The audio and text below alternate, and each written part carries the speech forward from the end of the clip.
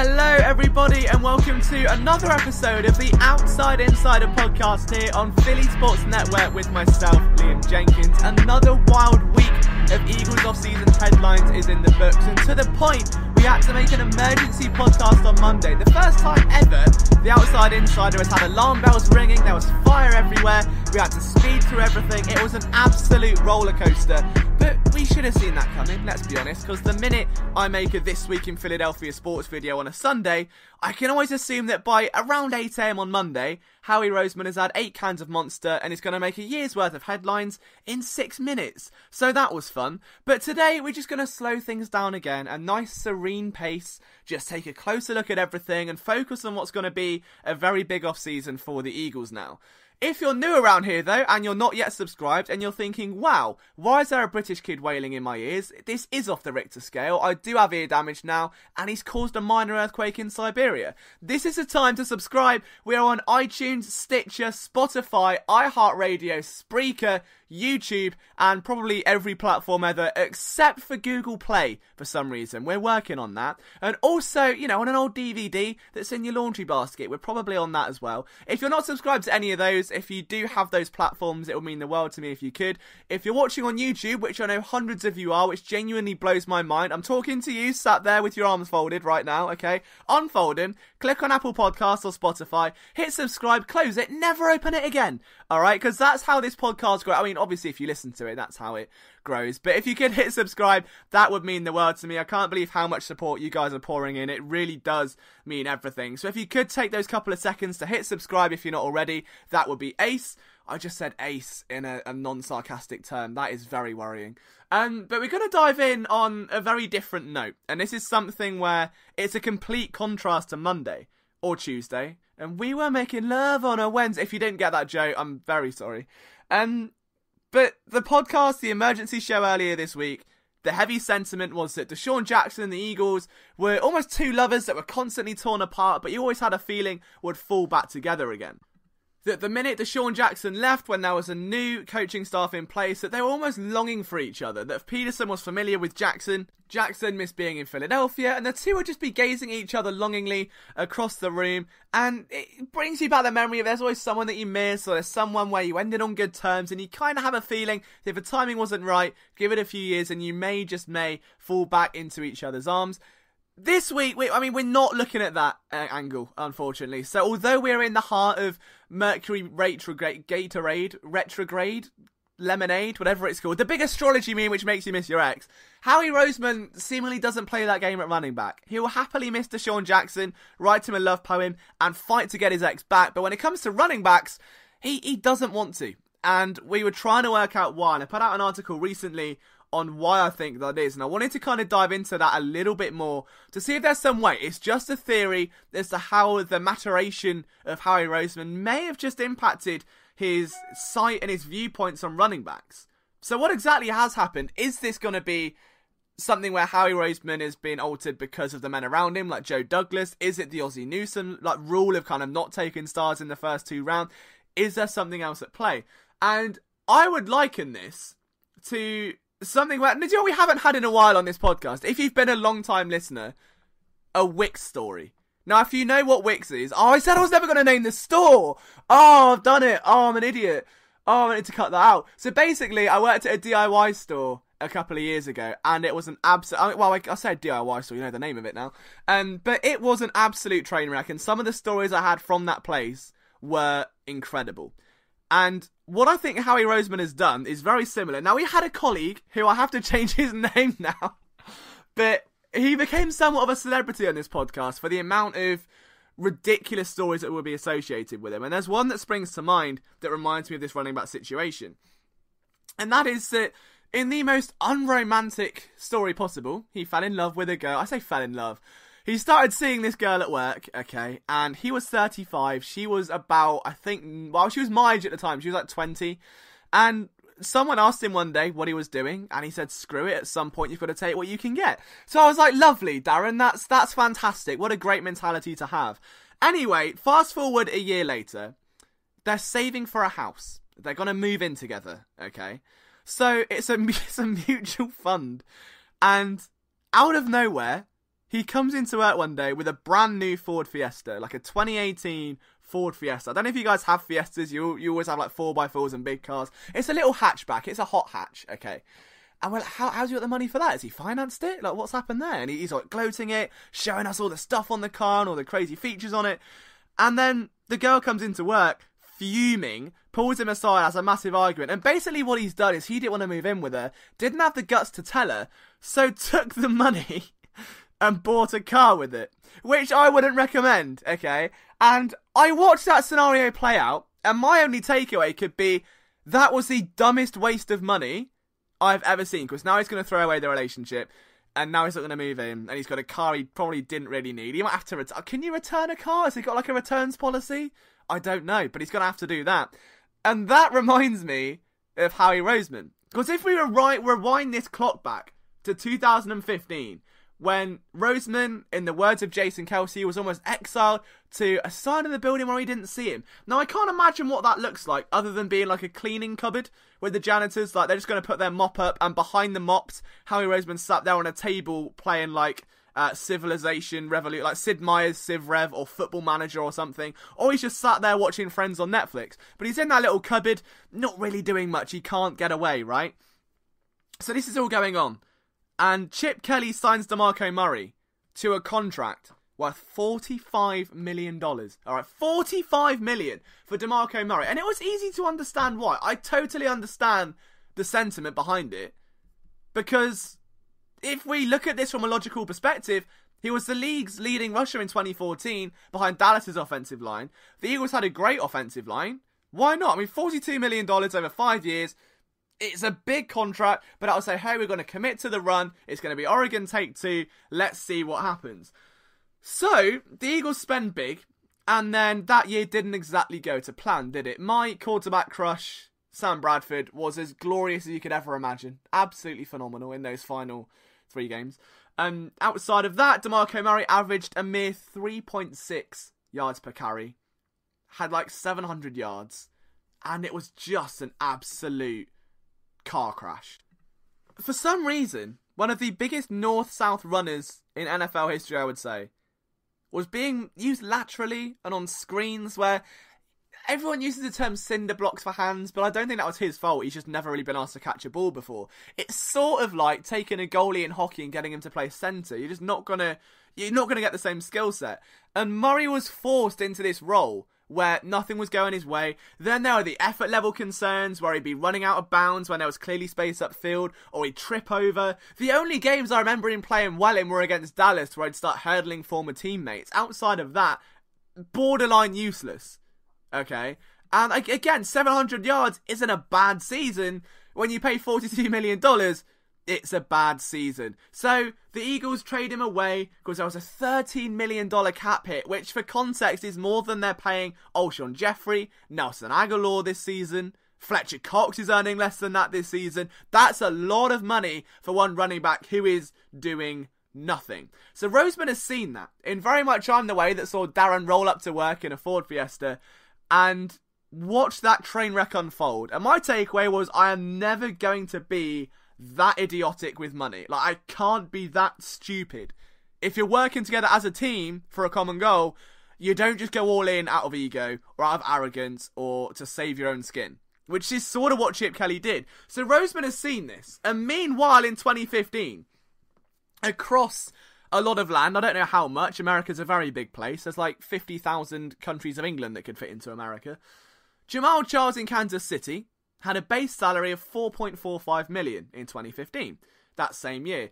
But injuries plagued him quite a lot, and the team then turned to Charles Andrick West, Spencer Ware, and even fullback Niall Davis to carry the load. And Doug Peterson was the man obviously coordinating this offense, and what they noticed straight away was that even in a year before, like without a running back who in 2014 caught 70 passes, the Chiefs' running game was just as efficient. Even when Jamal Charles returned, he still caught 21 passes in 5 games. But all of a sudden, you had Spencer Ware between the tackles. Charles Andrick West was averaging 10 yards per reception. There wasn't a need for one guy to do it all when you're paying both of those guys significantly less money. And you're going to get fresher tyres, less usage, more versatility, more things you can do offensively. So, when Doug Peterson comes to Philadelphia with that ideology behind him, and Howie Roseman has seen what happens if you do the inverse, the two mesh together, and it's been a running back by committee, which is called RBBC for some reason. I don't know why that's the term, running back by committee. Surely committee backfield is just CB will be better. Like, is it that hard to say committee backfield? Why have you got to get RBBBBC? Stop it, Twitter. Stop it now. Alright? Anyway, separate rant. But for better or worse, this was the mentality brought to Philadelphia. And if you look at the trends of this Eagles backfield since 2016, it's been the same old story year in, year out. The team start with a lot of running backs. A plethora, for lack of a better word, of Ryan Matthews, Darren Sproles, Wendell Smallwood, whoever it may be. Kenyon Barn has been there a couple times, okay? And then by about week 4, fans are pounding the table, headbutting a wall, saying, run the ball, Doug. Someone run the ball. Like, you can't have Carson Wentz throwing 50 times a game. Please run the ball. Then they start running the ball. Then the fragile backs get injured. And then by the time they figure it out, it's too little too late and everything's gone wrong. The only year that didn't happen, obviously, was 2017, where they had to trade for Ajayi mid-season and luckily got away with murder. But the principle remains. In 2017, Ajayi made $325k. He made $1 million in 2018. Wendell Smallwood this year is set to make $700,000. Corey Clement is set to make $648,000, and Josh Adams is set to make $570,000, not $570. I mean, that would be disastrous. But in fact, like, no running back has carried the ball more than 16 times since the start of the Doug Peterson era. The idea, I guess, is that the running backs stay fresher, there's less 8-man boxes, but what we saw recently, obviously with Tevin Coleman, was a really valuable deal. Everyone was besotted with Tevin Coleman, and I was to a degree. I would much rather look at the draft. I think there are some much more appealing options there. Everyone's besotted with Jordan Howard. I put a film room up. I think it could be great, but for a 1-year rental, I would much rather look at someone like Devin Singletary.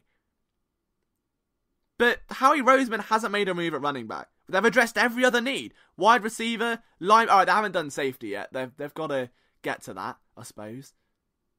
But at the end of the day, this is a team now that really needs running back help. Unless they love Wendell Smallwood, which, to me, he is the most average back in the... If you were to imagine a bang average... Think of, like, if you go to McDonald's and you get a cheeseburger, right, for like 99p. I don't know what the menu's like over there, but just a bog standard cheeseburger, that is Wendell Smallwood. There's no lettuce, there's no juice, there's... Not that you get juice in a burger, unless you go to, like, a dirty takeaway. But the point remains that Smallwood is just an average back. Clement took a big step back last year. Josh Adams was a featured back for about a week before Doug Peterson got bored of that hype train. They need to make a move at running back. Now, obviously, the value option for the Eagles here is to go through the draft if they buy into that mentality. Why won't he sign a big free agent? Why won't they trade for one? You look at someone like Isaiah Crowell, who's just been released by the Jets, would seemingly be a fit. Duke Johnson has been shopped around for about an entire offseason now, although I highly doubt he will be, given what's just happened with Mr. Not going to mention his name on this podcast. But now you're going to have Nick Chubb and Duke Johnson, probably the two bats there. I don't think Howie Roseman values running backs, especially after what you saw in 2015. And I read this article, and someone got at me on Twitter and was saying, yeah, but Chip Kelly signed DeMarco Murray. And I'm like, yeah, and Roseman watched this team fall apart, watched how much salary... Can you name a more salary cap aware GM than Howie Roseman? Or a more comp pick aware GM than Howie Roseman?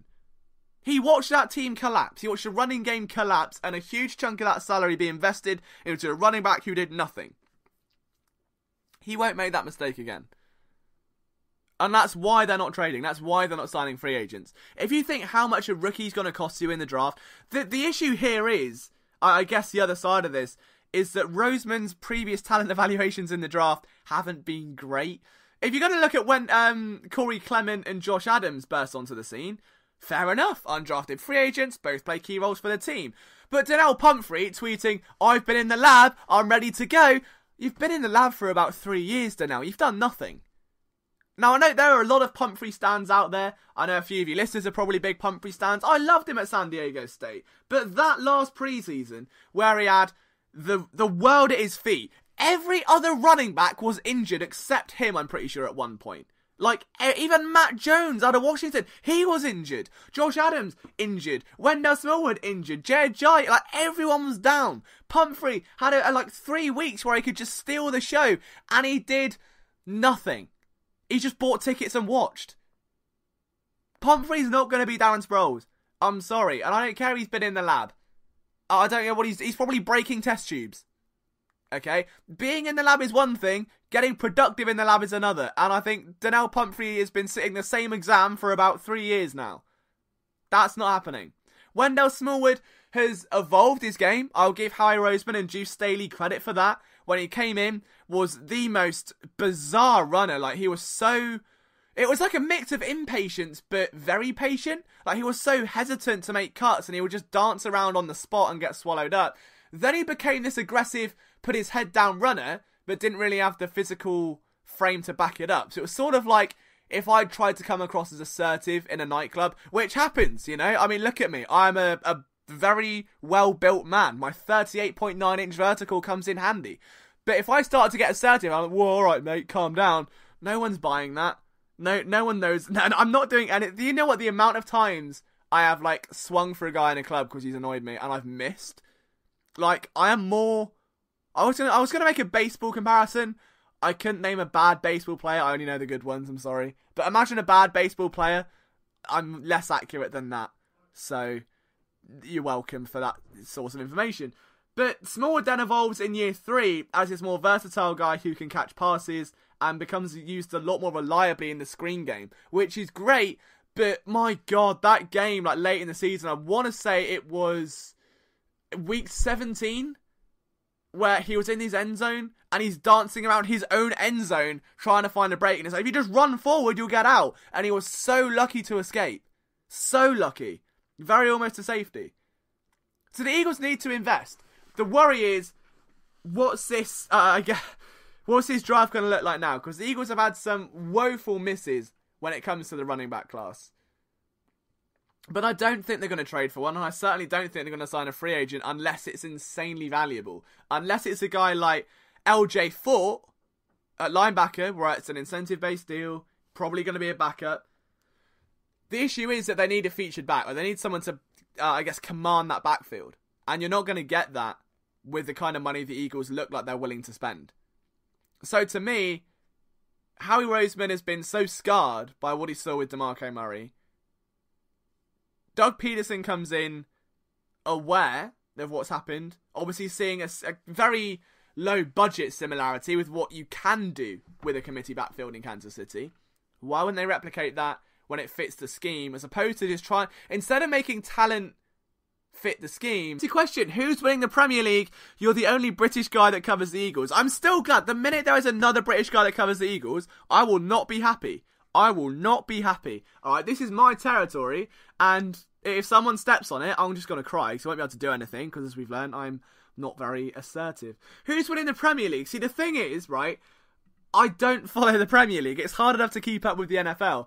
I support a team called Charlton Athletic, who are 2 leagues below the Premier League, so they are woeful. And they're going to win the League One. They're going to win that, and they're going to go up and get promoted. Who's going to win the Premier League? Probably Liverpool, because they just seem to have it together, and I don't know, they're a fun team to watch. Like, they've got that charisma about them. So I would say up the pool for this bit. I don't see Man City pulling them in anytime soon. So if you do watch the Premier League, I hope that takes it as well. If you don't watch the Premier League, I sounded like I know what I'm on about then. So kick the ball, it's coming home, and there you are. That's basically all you need to know. But if you're not a Premier League fan and you want to get into soccer, support Charlton Athletic, because 1, they're never on TV, which means you never have to watch or understand the sport. B, they play in red, which is a very good soccer colour. C, their badge is nice. And D, they've got Super Lyle Taylor, who has hair like Odell Beckham, and he dyed it pink for cancer research. What more could you want from your main striker? Thank you. Next, we're on to the second batch now. At Doc Rakowski, one of our loyal listeners, how do you honestly rate the Eagles' top 3 wide receivers against the rest of the league? Oh, good question. Very highly. It's impossible not to, really. You've got everything you could need. As of right now, you've got a dominant slot option, you've got a dominant number 1, and a very complete number 2 in Deshaun Jackson, who, if you've seen the film room, you'll know why I made that comment. I would say it's a top 5 unit. It is definitely a top 5 unit. I don't know if it would beat Cleveland's right now, because for some reason they have just burst into the stratosphere. Although it doesn't quite beat when Andrew Hawkins was their number 1. You know, you win some, you lose some, Cleveland. You should have kept that one going. I still think, honestly, New Orleans has a good receiver unit as well. It's interesting to look at, because obviously they changed so much, and there are big names getting re-signed to deals elsewhere. But yeah, I would say it's easily top 5, maybe top 3. Thank you. Next, Edgar Allan Joe. What a name that is. That's made my day. Can you think of any good / under-the-radar pickups at running back the Eagles can make, whether it's a trade or something that might be better than our running backs now? Like maybe Matt Breda. Matt Breda would be a good shout, or do you think they're equivalent players in the draft? I absolutely do. There's going to be a video coming out of 5 running backs the Eagles could draft, so without spoiling it too much, all the favourites will be in there, like Devin Singletary, who's my little draft crush, Damian Harris, Josh Jacobs, and a couple others as well. Like Ezigbo has been the name that has burst out of the gate in recent memory for a lot of people. Trade or draft a running back, or both, says Ben Vega. Draft for me, unless you're going to trade for someone that is actually going to bring you more than 1 year's worth of production. Jordan Howard, because that trade stinks. I'm not going to blow a trumpet here, because that would be inappropriate. But I think that the thing is, like, the whole Nick Foles thing, it's very easy with the off-season now and the society we live in, that people get blown away with the idea of, like, Madden-level trades. And the media don't help with that, because I feel some of the Eagles beat writers and some of the not even the writers, like, it's mainly like the podcasters, will watch the Eagles and not many other teams around the league, so they won't know the intrinsic value of players and that sort of thing. So it's easy to say, trade Nick Foles for Leonard Fournette and a first-round pick and Jalen Rat. It's just not happening for a million reasons.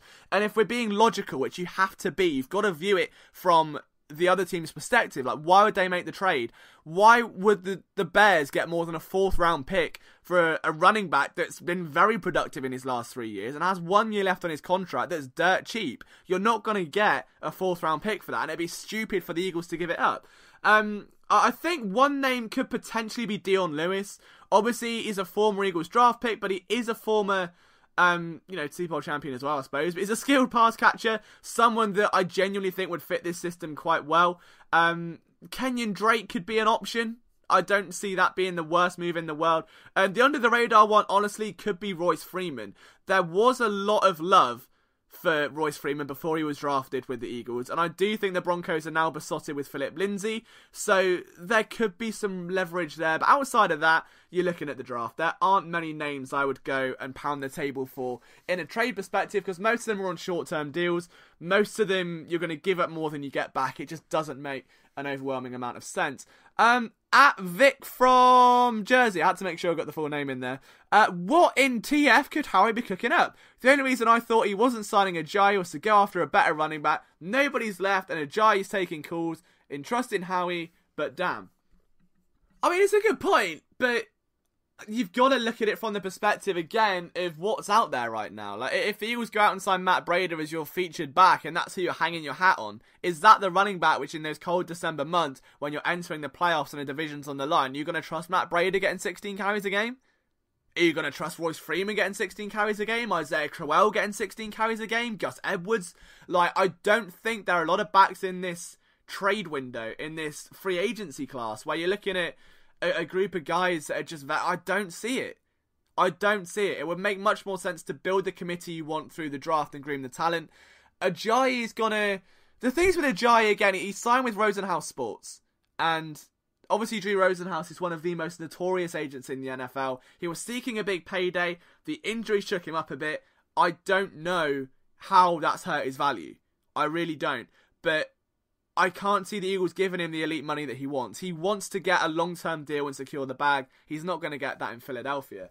But that has come to the end of our little thank you next section.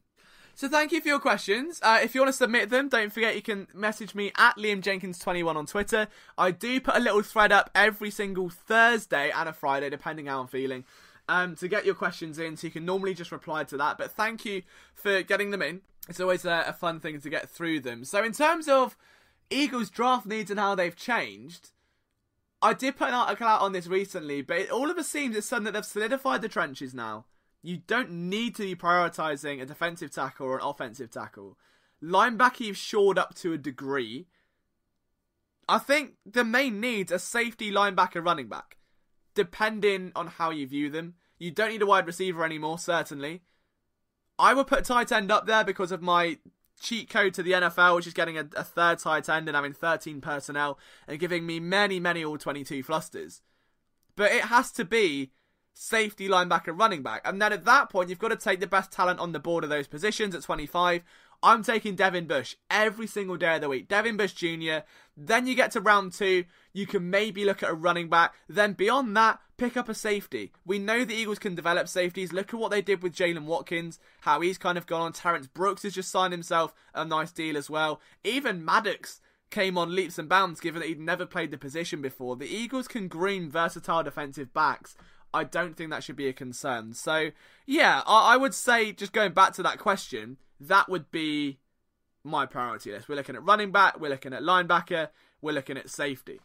But we are going to touch on something. The Eagles made a signing midweek, a linebacker by the name of LJ4, which is great because he shares my initials. Not LJF, I'm not called Liam Jenkins or anything like that.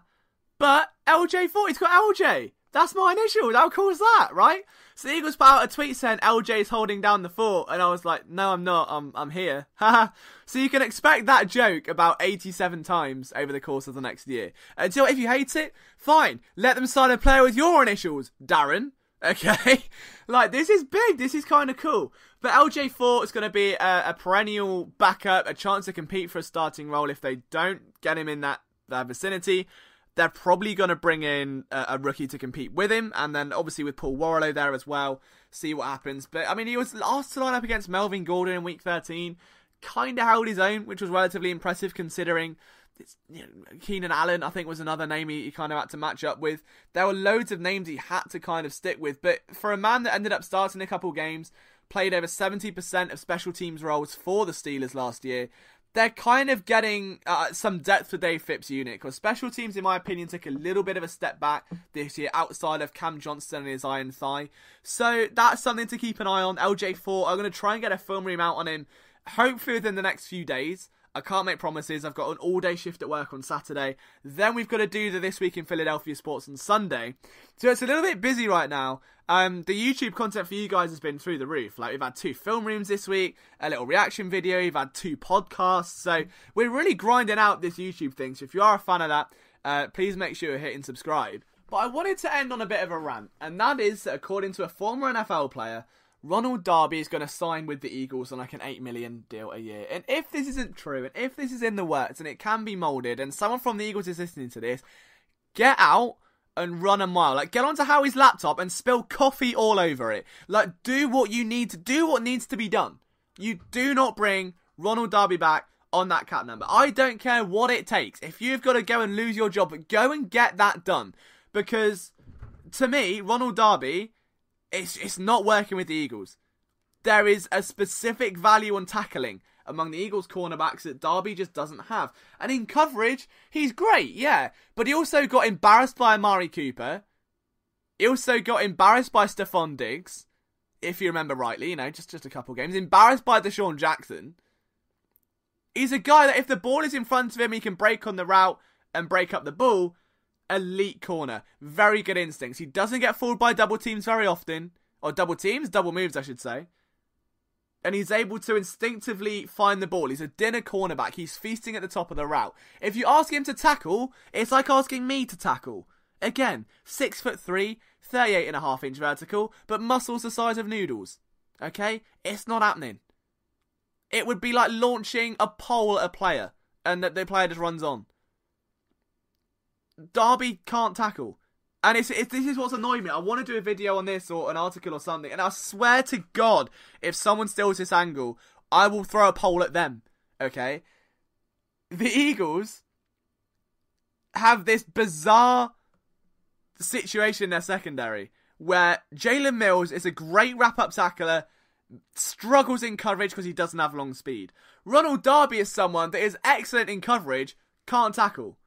And you've got these contrasting weaknesses. So if you've got a speed guy and a 50-50 guy, you put the speed guy on Mills, 50-50 guy on Derby, or you switch them around. You exploit whichever weakness you want as a quarterback. It is pick your poison. It shouldn't be like that. It really shouldn't be like that. And to me, what stood out is when all those players went down and you had Rasul Douglas, Cravon LeBlanc and Avonte Maddox, the tackling was impeccable. Douglas came on leaps and bounds. And do you know why it was a thing? Do you know why everyone cared that Rasul Douglas was suddenly setting a career high in tackles? That he was averaging like 8 tackles a game. Do you know why they cared? Because the backs before couldn't do it. No one would care if Rasul Douglas could tackle if Ronald Darby actually could, because he wouldn't be a focus on it. But you were so not used to seeing a cornerback make a solid tackle and stop a ball carrier that when someone actually does it, it's seen as a revelation, like an eighth wonder of the world. It's ridiculous. Like, Ronald Darby, in this scheme, where you're going to play off coverage, where you're going to have a single high safety, where you're going to be asked to get off a block on a screen, to come down underneath and stop a comeback route, you need to be able to tackle. He cannot. I don't think he's worth 8.7 million. And if this is in the works, I swear I'll spill coffee over my own laptop. Because, no. Just make it stop. I wouldn't care if the starting cornerback trio next year was Sidney Jones, Cravon LeBlanc, and Avonte Maddox. Rasul Douglas at safety. Or switch Maddox and Douglas, whichever one tickles your little pickle. But Mills and Darby again for another year. We've seen it 2 years in a row. Where, if you're going to argue with me about this, where was the Eagles' pass defense last year? Where was it in 2017? Where was it in 2016? By the bottom nearly every single time, because the Jim Schwartz scheme requires defensive backs to hold their own so the pass rush can get home and get to the quarterback. They made improvements in 2017, they didn't have the depth. And in 2018, everyone worked out that if you want to destroy Jalen Mills, you bite him underneath because he's going to sit so far away he doesn't have the long speed to keep up with you. If you want to beat Ronald Darby, throw at him because he has got the physical strength of a goldfish. Like, this is not a tandem that works. And I don't care. There are Ronald Darby stands. Benjamin Solak, I love to bits. Fantastic analyst. Does brilliant work at Draft Network. Brilliant work at Bleeding Green Nation. It's a huge Ronald Darby stand. And I'd love to have him on this show and debate it because he sees something in him which I don't. And I don't know if I'm just being very cynical. Like, I trust Ben's eyes more than my own in the majority of situations because his eyes for talent and flaws and I guess just overall scouting reports, what he does at the Draft Network and stuff, is incredible. If you don't follow him already, please go and do so.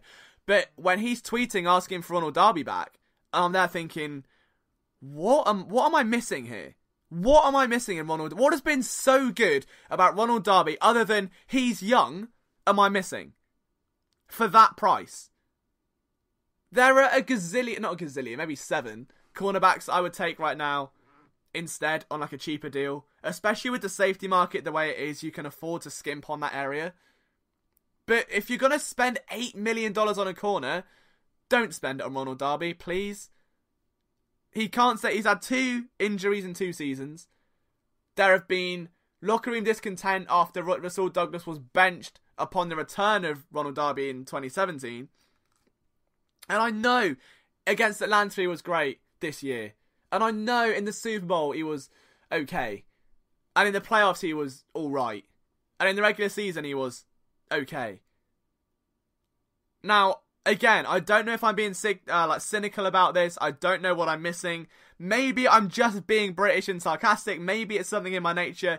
If you're a big Ronald Darby stan, convince me. Write to me in the comments. Tell me what you see in him that I'm missing. What am I missing in his play that is so worth $8 million? Because there's got to be something that for some reason, there are writers, there are analysts, most people want him back. And to me, there's a reason Eagles haven't signed him yet. And I swear if they sign 10 minutes after this podcast, I'm going to have a breakdown. But if you're listening to this show, if you're a fan of Ronald Darby, or a fan... the thing with Jalen Mills is that he has green hair, he loves the city, and he's become a Philadelphia guy because he plays tough. I get that. I'd rather have Jalen Mills because he tackles like a freight train, throws himself into every play, doesn't take sporadic angles. Darby does. I would take Mills, he's going to be a lot cheaper. Mills has earned his right as a starter. Stripping of that seems a little bit mean. I'm just saying if you can get a back or a DB that has the tackling ability of Mills, that kind of maybe has half the coverage ability of Derby, make a compromise. And I think you kind of have that in Rasul Douglas. I think you could have that in Sidney Jones. So that's my take. As someone that adores cornerbacks, that put out a cornerback scouting guide last year for free that broke down 75 corners. All I did at this point last year was watch rookie cornerback play in college. All I did. Like 3 games of each DB, write a scout report. Talking to DB coaches, talking to former corners, asking what to look for. I don't see what everyone else sees in Ronald Darby. And I don't know why. And I don't know if it's just me not wanting to see it, or if there is something that I'm literally missing that's right in front of me. But I would love someone that's maybe a little bit more clued up on this, or that is a big Ronald Darby fan, to tell me what it is. But we're going to leave it there before I start ranting about Ronald Darby's goldfish again. If you're new to this show again, please hit subscribe. Thank you so much for all of the support over the last few weeks. It's been incredible seeing this podcast rise up. You guys are the best fans on the planet. Don't let anyone tell you otherwise. And I would be doing this if it wasn't for you. You know, I'm making this show for you. I give it everything I can every day, whether it's a film room, whether it's a video, whether it's a pod or an article. It's all for you guys. You deserve this. I hope you enjoy the show. Leave a like if you do like it on YouTube. If not, then don't, I suppose. But for myself, Liam Jenkins, at Liam Jenkins 21, I'll see you next time.